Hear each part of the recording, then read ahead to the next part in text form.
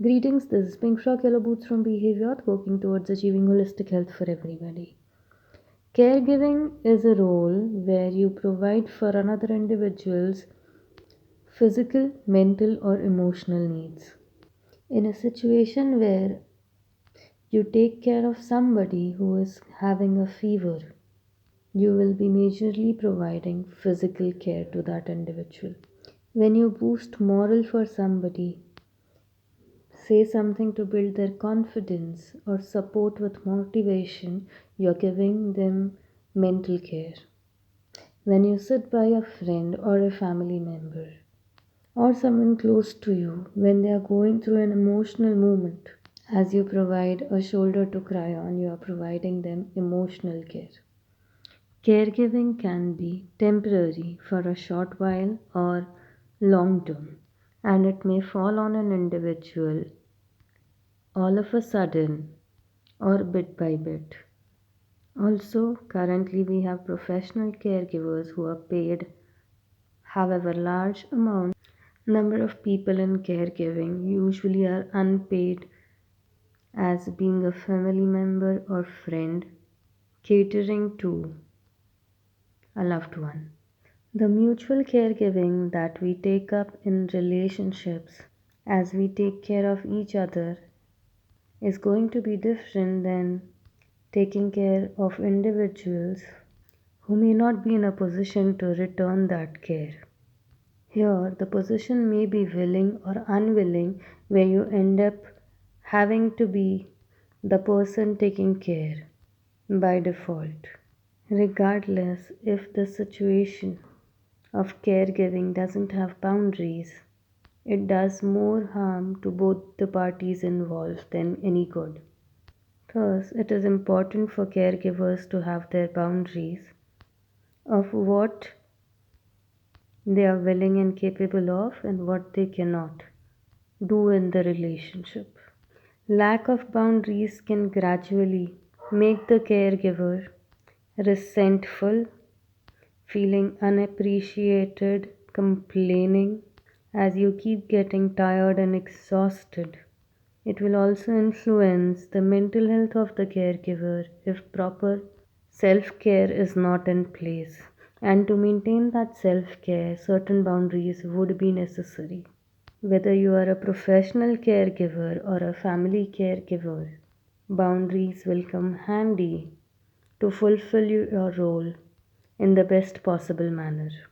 A major thing that caregivers go through is guilt of not being able to provide completely for another individual. However, it is too superficial to think that you will be able to provide for another individual completely while you keep neglecting yourself and do it all alone. In professional caregiving setting, the boundaries are negotiated beforehand about the time that you give, help in areas that you would be providing, anything that you are not comfortable at when meeting the need of the person requiring care, specific exceptions or consideration, your fees or remuneration, including interference with other member of the family of the person requiring care. A few things that you can take into consideration.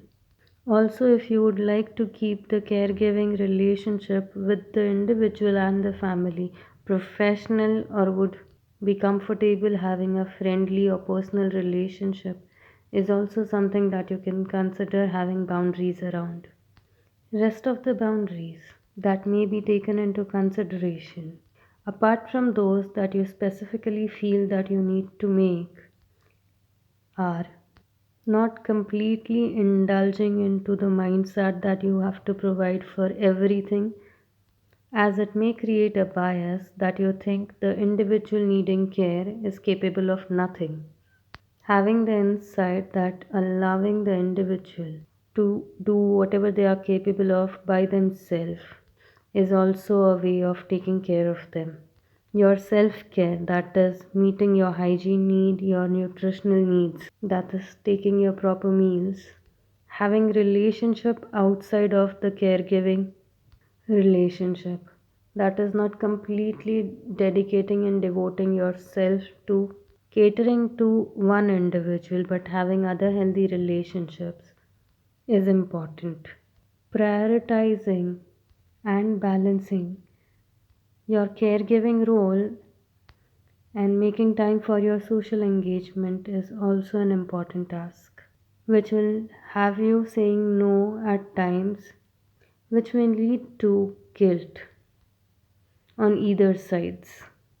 During such times, being open to receiving help, have your own support system of friends and other caregivers, making time to fulfill your other roles, keeping yourself in a state that you are still happy and willing to be the care provider is important, which will make you take responsibility for your emotions during the process of caregiving. They may be heavy emotions or light emotions.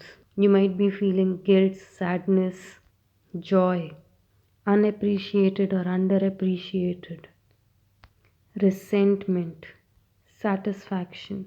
Paying attention to them, acknowledging them, and dealing with them accordingly is necessary before you run the path of burnout. Be aware when stress starts increasing.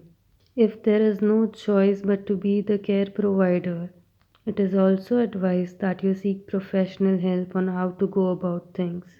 Being a caretaker, care provider, or caregiver is a task that not only influences the person receiving your care but also yourself and people around you. For professional, it may be as good as a full time working job, but those of family members and close loved ones, it may be a 24/7 job. Hence, setting boundaries will help you have the mutual relationship of respect, clear idea of what you bring to the table, when you will need help, will clearly outline a smooth functioning. This process, a major learning would be how to not let your guilt consume you to a point that you end up neglecting yourself or sabotaging yourself. Hope this helps. Have a safe week ahead.